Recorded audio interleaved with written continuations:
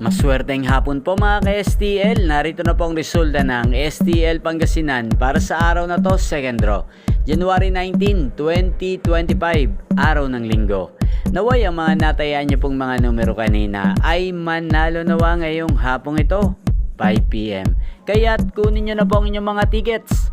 Narito na po ang resulta.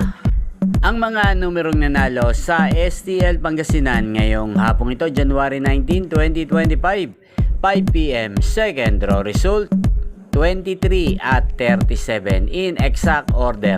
Sa lahat po ng tumaya kanina sa STL Pangasinan para sa second draw ng 23 at 37, congrats po sa inyo, panalo po kayo. At ngayong hapong ito sa STL Pangasinan, atin pong i-shoutout si Kuya Roger na laging nanonood sa channel na to. Shoutout po sa iyo Kuya Roger.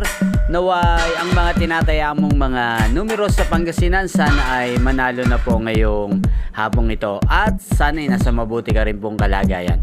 At sa lahat po ng mga taga Pangasinan dyan, shoutout po sa inyo. Naway nasa mabuti rin po kayong kalagayan.